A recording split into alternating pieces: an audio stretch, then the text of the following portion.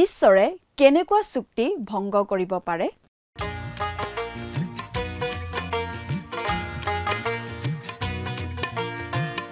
আজিৰে পবিত্ৰ ক্ষণতে উজলি উঠা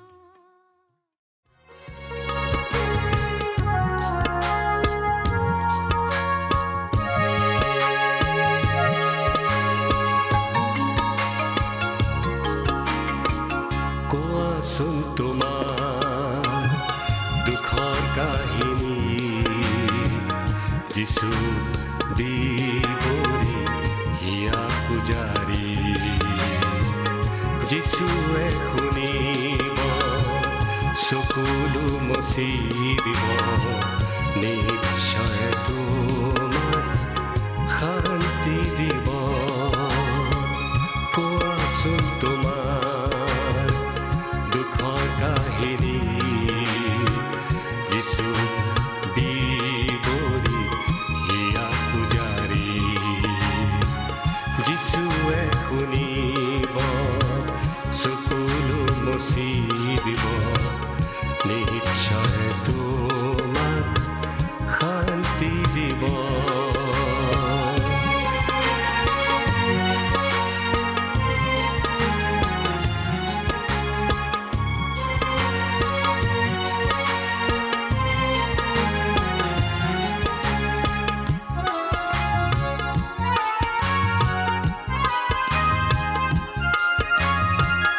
অস্থিৰ মনে তোমাৰ বিশ্ৰাম পাব ভাৰাক্ৰান্ত জনে জিৰণি পাব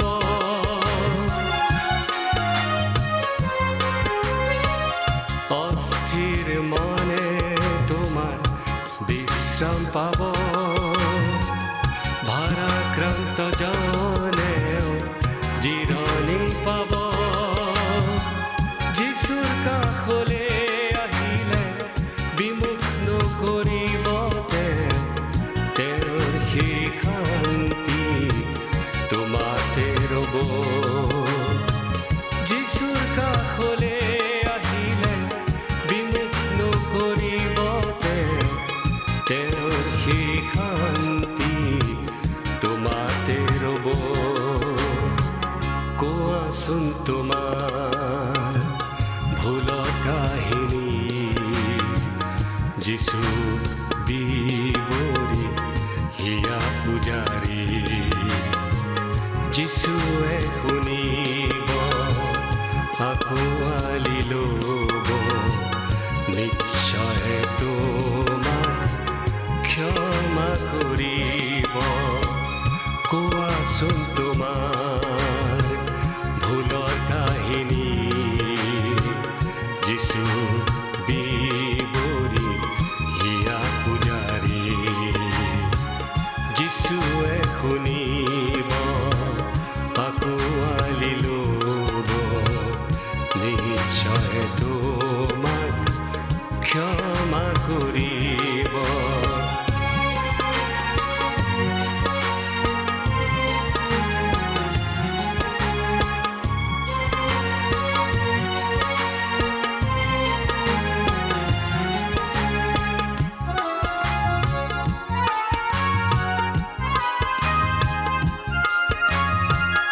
অস্থিৰ মনে তোমাৰ বিশ্ৰাম পাব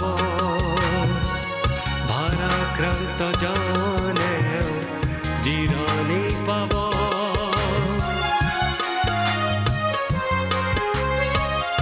অস্থিৰ মনে তোমাৰ বিশ্ৰাম পাব ভাৰাক্ৰান্ত জনে জিৰণি পাব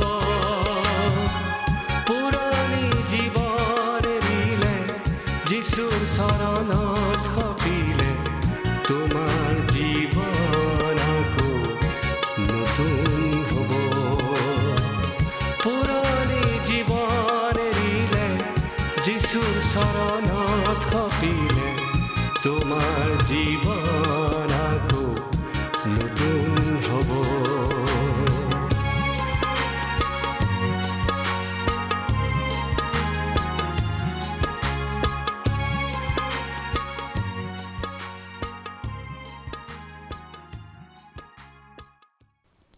নমস্কাৰ আমাৰ ভক্তিবচন অনুষ্ঠানলৈ আপোনাক স্বাগতম জনাইছো খ্ৰীষ্টীয় বিশ্বাসী লোকসকলৰ বাবে বিশেষভাৱে প্ৰস্তুত কৰা এই ভক্তিবচন অনুষ্ঠানটো হৈছে বাইবেল অধ্যয়নৰ ধাৰাবাহিক অসমীয়া অনুষ্ঠান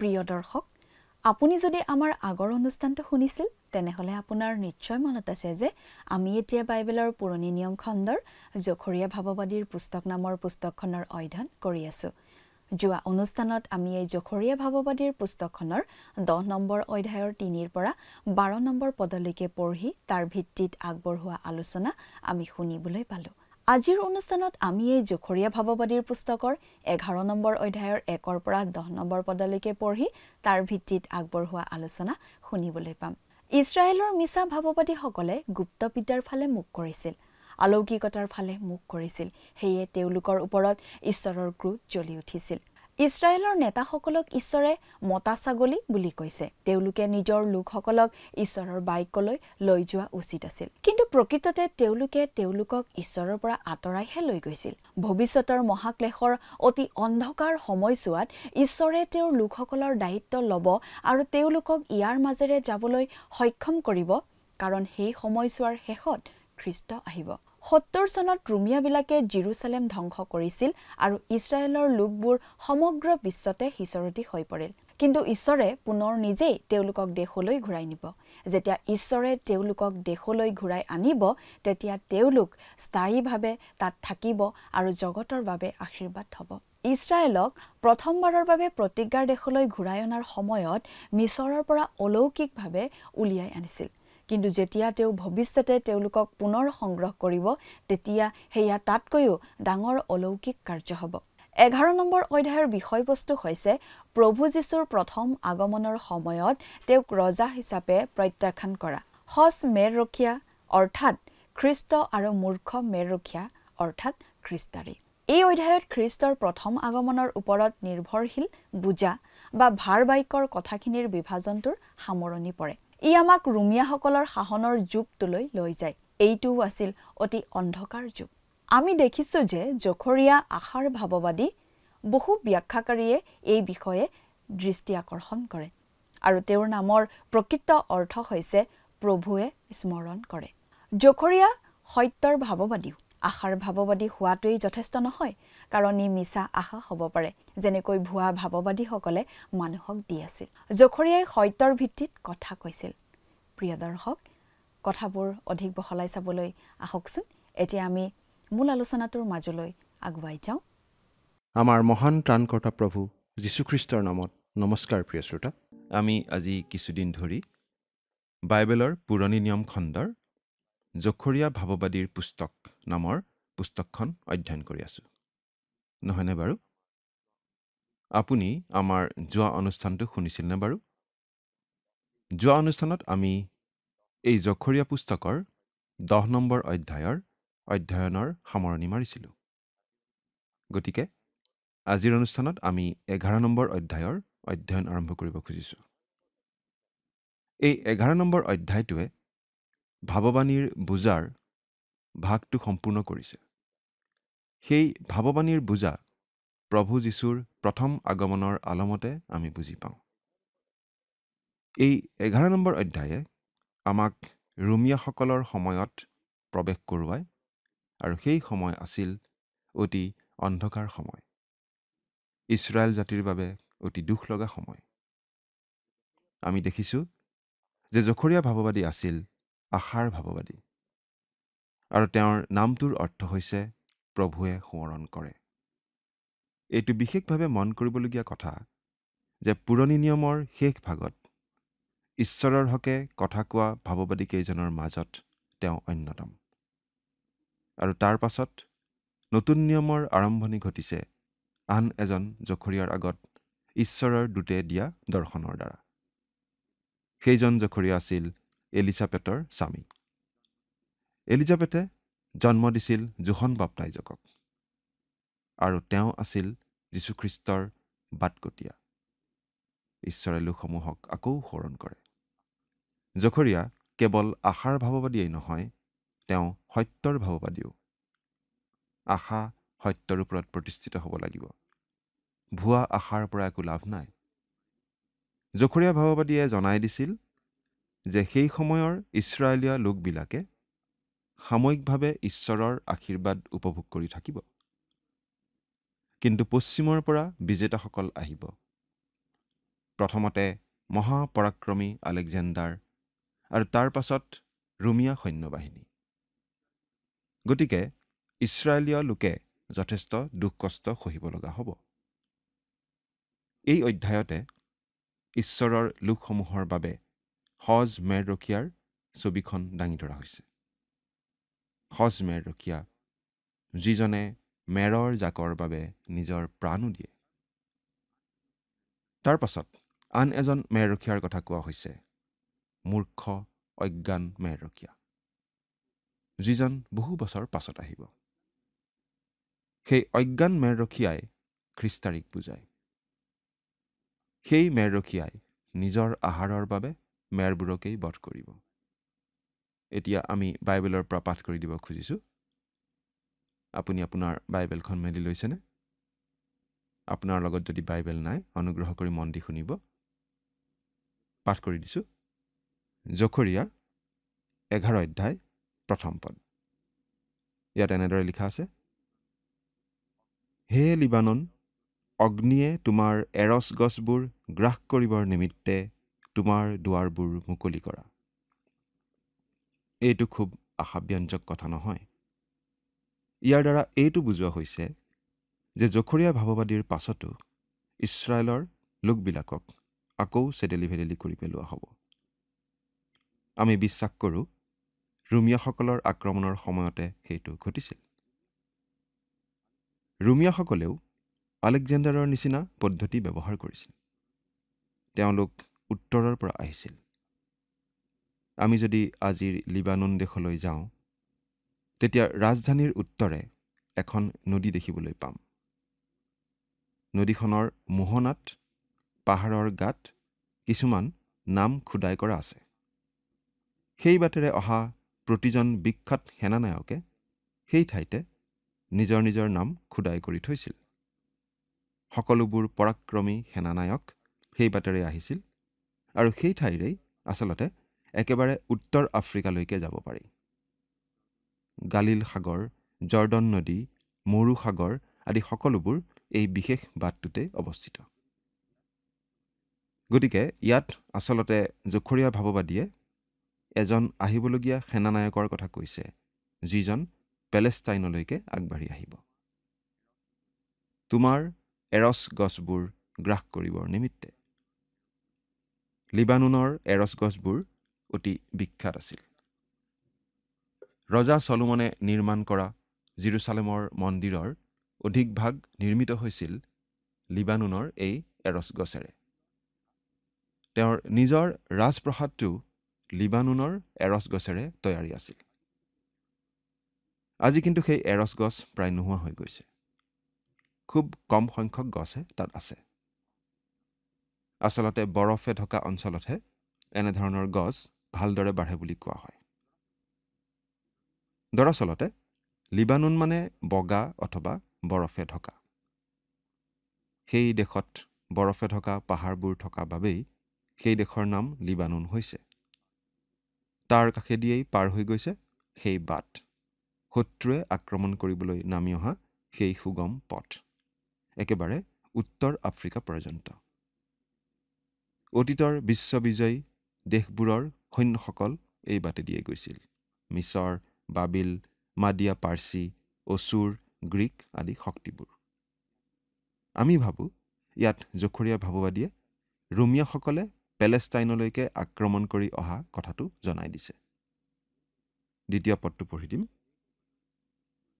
হে দেৱদাৰু, হাহাকাৰ কৰা, কিয়নো এৰছ বৃক্ষ পতিত হ'ল, কাৰণ উত্তম উত্তমবোৰ নষ্ট হ'ল।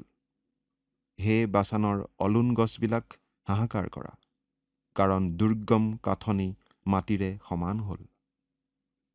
হে বাছানৰ অলুন গছবিলাক। বাছান আছিল ইছৰাইলৰ উত্তৰ ভাগৰ এক অঞ্চল। সেই দেশত বহুতো অলুন গছ আছিল আৰু সেইবোৰো পতিত হ'ব মানে সেই সকলো ঠাইৰ মাজেদি শত্ৰু নামি আহিব। 3 নম্বৰ পদ, শুনা ভেড়াৰখীয়াবিলাকৰ হাহাকাৰৰ শব্দ, কাৰণ তেওঁবিলাকৰ গৌৰৱ নষ্ট হ'ল। শুনা যুৱা সিংহবোৰৰ গৰ্জনৰ শব্দ, কিয়নো জৰ্দনৰ শোভাস্থান নষ্ট হ'ল। শুনা ভেড়াৰখীয়াবিলাকৰ হাহাকাৰৰ শব্দ। এই ভেড়াৰখীয়াবিলাক হৈছে ইছৰাইলৰ মাজত থকা ভুৱা ভাৱবাদীবোৰ। তেওঁলোকে মানুহবোৰক ভুল পথে পৰিচালিত কৰিছিল আৰু ভুৱা নিৰাপত্তাৰ আশ্বাস দি আহিছিল। যুৱা সিংহবোৰৰ গৰ্জন। যুৱা সিংহবোৰ মানে খুব সম্ভৱ ডেকা ৰাজকোঁৱৰবোৰক বুজোৱা হৈছে। 4 নম্বৰ পদ, মোৰ ঈশ্বৰ জিহুৱাই এই কথা ক'লে, বধ কৰিবলগীয়া ভেড়া জাকক তুমি চৰোৱা। বধ কৰিবলগীয়া ভেড়া জাকক তুমি চৰোৱা। এই কথাটো শুনিলেই ভয় লগা ধৰণৰ। ভেড়া জাক মানে বিদেশত বন্দী অৱস্থাত থকা, কিন্তু নিজ দেশ ইছৰাইললৈ উভতি অহা ইছৰাইলৰ অৱশিষ্ট লোকবিলাকক বুজোৱা হৈছে। কিন্তু তেওঁলোকনো কিহৰ বাবে উভতি আহিছিল?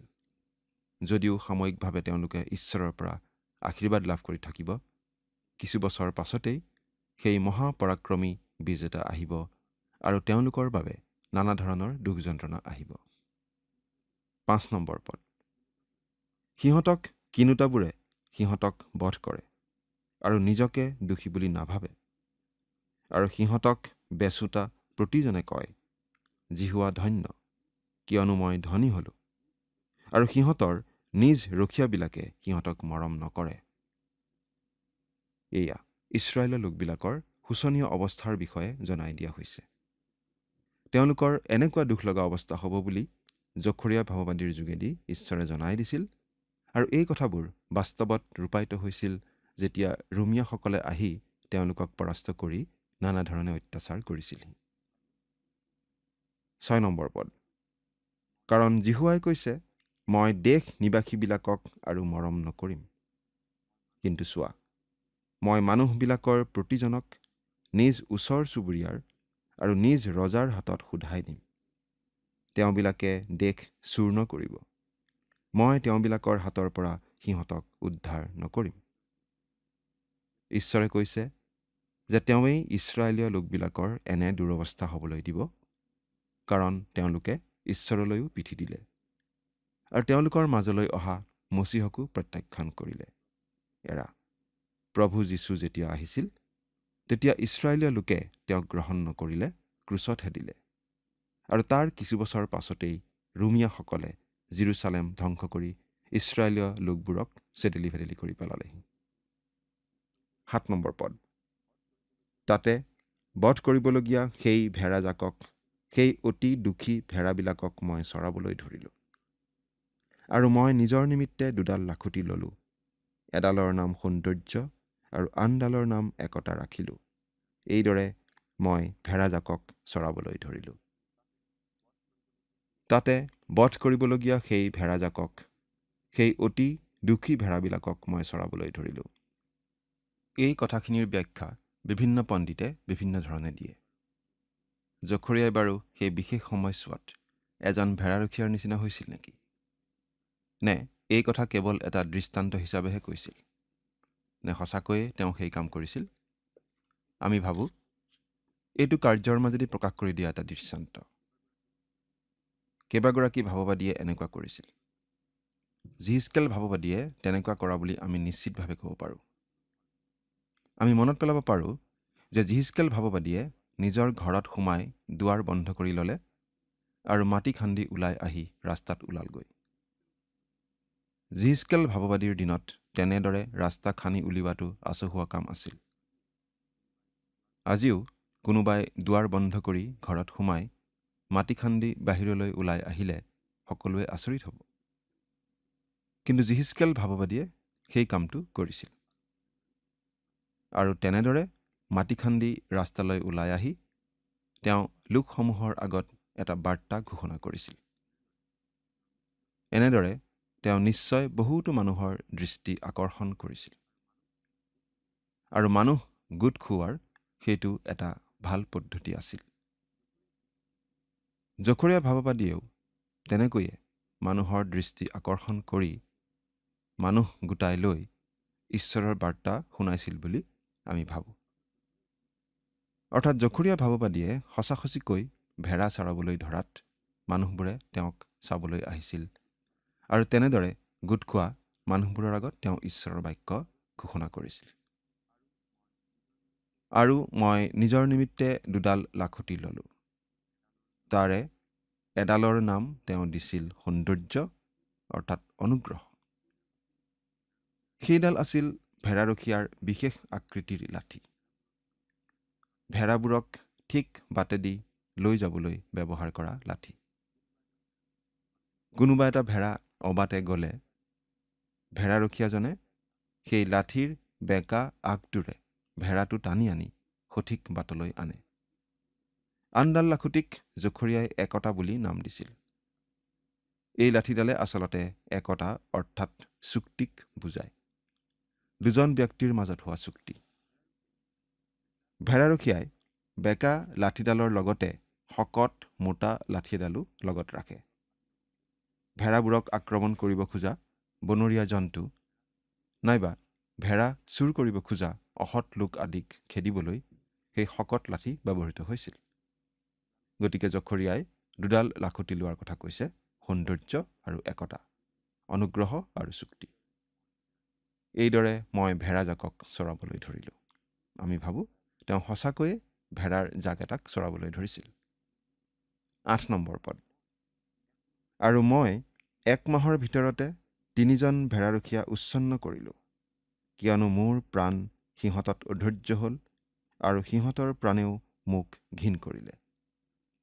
1 মাহৰ ভিতৰতে 3জন ভেড়াৰখীয়া উচ্ছন্ন কৰিলোঁ। এই 3জন ভেড়াৰখীয়া মানে খুব সম্ভৱ ভুৱা ভাৱবাদীক বুজোৱা হৈছে। 9 নম্বৰ পদ।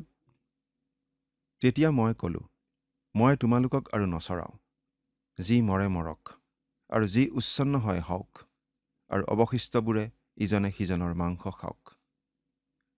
আমি ভাবোঁ তেওঁ ভুৱা ভাৱবাদীৰ বিৰুদ্ধে কথা কৈছে আৰু প্ৰভুৰ আগলৈ মানুহবোৰে অনা বলিবোৰৰ বিৰুদ্ধেও তেওঁ কৈছে। আমি মলাখী পুস্তক পঢ়িলে গম পাওঁ যে সেই সময়ত প্ৰায়বোৰ মানুহেই অতি কৃপণ আছিল আৰু তেওঁলোকে আনকি দশমাংশ দিবলৈ টান পাইছিল। তেওঁলোকে প্ৰভুৰ আগলৈ বলি দিবলৈ নিজৰ জন্তু আনিবলৈও বেয়া পাইছিল। কোনো মানুহৰ যদি বেমাৰী জন্তু এটা থাকে তেন্তে বেমাৰত মৰাৰ আগতে লৰালৰিকৈ মন্দিৰলৈ আনি বলি দিছিল। তেনে কৰি তেওঁলোকে ঈশ্বৰলৈ মূল্যৱান জন্তু বলি দিয়া যেন দেখুৱাইছিল। মলাখী ভাৱবাদীৰ পুস্তকত এনেকুৱা লোকসকলক বিশেষভাৱে ধিক্কাৰ দিয়া হৈছে। এনেকুৱা বলি ঈশ্বৰে কেতিয়াও গ্ৰহণ নকৰে। যি মৰে মৰক, মৰিবলগীয়া জন্তুটো মৰিবলৈ দিয়া, বলি দিবলৈ নানিবা। তেওঁ মানুহবোৰক সৎ হ'বলৈ কৈছে। 10 নম্বৰ পদ পঢ়ি দিছোঁ। পাছে মই নিজৰ সৌন্দৰ্য নামৰ লাখুটিডাল লৈ সকলো জাতিবিলাকৰ লগত মই স্থাপন কৰা নিয়মটি ভঙা দেখুৱাবৰ নিমিত্তে তাক দুডোখৰ কৰিলোঁ। মই নিজৰ সৌন্দৰ্য নামৰ লাখুটিডাল লৈ তাক দুডোখৰ কৰিলোঁ। সৌন্দৰ্য মানে ঈশ্বৰৰ অনুগ্ৰহক বুজায়। সেই লাখুটিডাল ভাঙি দিয়া মানে জখৰীয়াই এই কথাটো বুজাইছে যে ঈশ্বৰে ইছৰাইল জাতিৰ পৰা অনুগ্ৰহ আঁতৰাব। ইছৰাইলীয় লোকক প্ৰতিজ্ঞাৰ দেশত বহুৱাই ঈশ্বৰে তেওঁলোকক আশীৰ্বাদ কৰিব বুলি আৰু শত্ৰুৰ হাতৰ পৰা ৰক্ষা কৰিব বুলি প্ৰতিজ্ঞা কৰিছিল। এতিয়া বাবিল দেশৰ পৰা উভতি অহা অৱশিষ্ট ইছৰাইলীয় লোকবিলাককো ঈশ্বৰে অনুগ্ৰহ দেখুৱাইছে। আৰু জখৰীয়া পুস্তকৰে 10 নম্বৰ অধ্যায়ৰ 6 নম্বৰ পদত তেওঁ এই বুলিও কৈছিল, তদুপৰি মই যিহুদা বংশক সবল কৰিম, যোচেফ বংশক উদ্ধাৰ কৰিম আৰু তেওঁবিলাকক পুনৰাই আনিম, কিয়নো মই তেওঁবিলাকক দয়া কৰোঁ। আৰু তেওঁবিলাক এনেকুৱা হ'ব যেন মোৰ দ্বাৰাই তেওঁলোক দূৰীকৃত হোৱা নাছিল, কাৰণ মই তেওঁবিলাকৰ ঈশ্বৰ জিহুৱা আৰু মই তেওঁবিলাকৰ প্ৰাৰ্থনাৰ উত্তৰ দিম। এই সকলোখিনি ঈশ্বৰে কৰিব বুলি কৈছে। তেওঁলোক যোগ্য কাৰণে নহয় বা তেওঁলোক বাধ্য কাৰণে নহয়, বৰং তেওঁলোক অবাধ্যহে আছিল। কিন্তু ঈশ্বৰে তেওঁলোকৰ প্ৰতি বিশেষ কৰুণা আৰু অনুগ্ৰহ প্ৰদৰ্শন কৰিহে এনেদৰে আশীৰ্বাদ কৰিবলৈ গাত লৈছে। কিন্তু এটা দিন আহিব যেতিয়া ঈশ্বৰৰ সেই কৰুণাৰ অন্ত পৰিব আৰু তেওঁ সেই চুক্তি উঠাই ল'ব। তেওঁ ইছৰাইলীয় লোকৰ প্ৰতি কৰুণা নেদেখুৱাব, অনুগ্ৰহ নেদেখুৱাব। মই স্থাপন কৰা নিয়মটি ভঙা দেখুৱাবৰ নিমিত্তে। ঈশ্বৰেনো কিয় নিয়ম ভংগ কৰিব? আমি বুজি পোৱা উচিত যে চৰ্তহীন চুক্তিহে ঈশ্বৰে কেতিয়াও ভংগ নকৰে। কিন্তু চৰ্ত থকা চুক্তি তেওঁ ভংগ কৰিব যদিহে ইছৰাইলে চৰ্ত লংঘন কৰে। তেন্তে ঈশ্বৰেও চুক্তি ভংগ কৰিব। ঈশ্বৰে ইছৰাইল জাতিক শত্ৰুবোৰৰ পৰা ৰক্ষা কৰিব বুলি কৈছিল। তেওঁলোক বাধ্য হৈ থাকিলেহে। কিন্তু তেওঁলোক অবাধ্য হোৱা কাৰণে ঈশ্বৰে তেওঁলোকক শত্ৰুৰ হাতত পৰাস্ত হ'বলৈ এৰি দিছিল। গতিকে ঈশ্বৰে কৰা চুক্তি ভংগ কৰা যেন হৈছিল। প্ৰভু যীশুৱে এনেদৰে কৈছিল, তোমালোকে মোৰ নামেৰে যদি মোক কিবা খুজিবা তেন্তে তাক মই সিদ্ধ কৰিম। যোহন 14:14। এইটো এটা চৰ্ত থকা চুক্তি। আমি যদি প্ৰভু যীশুক প্ৰেম কৰোঁ তেন্তে তেওঁৰ আজ্ঞাবোৰ পালন কৰিম। আৰু যদি আমি তেওঁৰ আজ্ঞাবোৰ পালন কৰোঁ তেন্তে আমি তেওঁৰ নামেৰে যি খোজো তাকে তেওঁ আমাক দিব। এয়া প্ৰভু যীশুৱে কৰা প্ৰতিজ্ঞা। প্ৰিয় শ্ৰোতা, আপুনি বাৰু প্ৰভু যীশুক প্ৰেম কৰেনে? তেওঁৰ আজ্ঞা আপুনি পালন কৰি আছেনে? চিন্তা কৰি চাওকচোন। ঈশ্বৰে আপোনাক আশীৰ্বাদ কৰক। আমেন।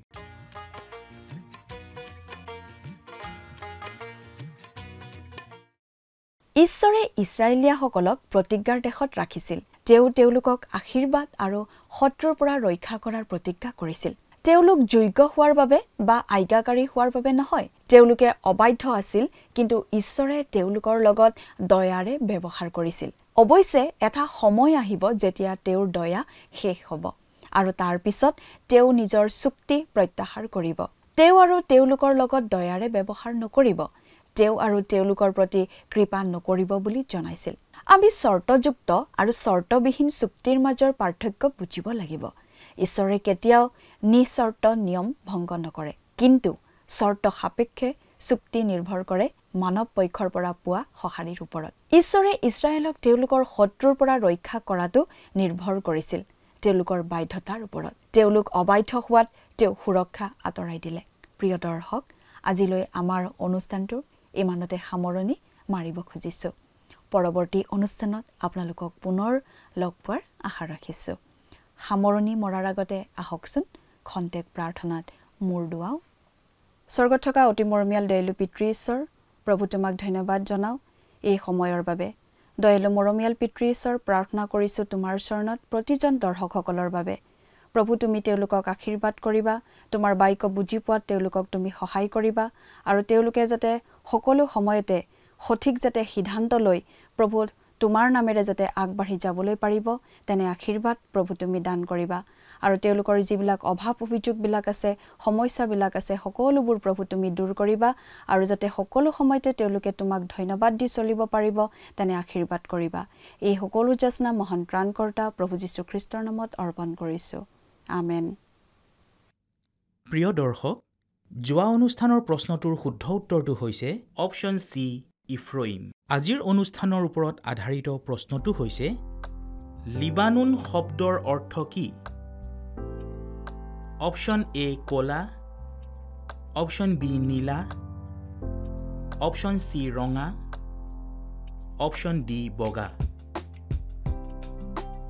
প্ৰিয় দৰ্শক, আজিৰ প্ৰশ্নৰ সঠিক উত্তৰটো আজি সন্ধিয়া 6 বজাৰ আগেয়ে আপোনাৰ নাম আৰু সম্পূৰ্ণ ঠিকনাৰে সৈতে আমালৈ 7429840242 নম্বৰত SMS নাইবা হোৱাটছআপ যোগে প্ৰেৰণ কৰক। প্ৰিয় দৰ্শক, আপুনি যদি আমাৰ এই অনুষ্ঠানৰ যোগেদি আশীৰ্বাদপ্ৰাপ্ত হৈছে আৰু আমাৰ লগত কথা পাতিবলৈ বিচাৰিছে বা আপোনাক প্ৰাৰ্থনাৰ সহায়ো পৰামৰ্শ লাগে তেন্তে আমালৈ 7429840242 এই নম্বৰত পোনপটীয়াকৈ ফোন কৰিব পাৰিব। ধন্যবাদ।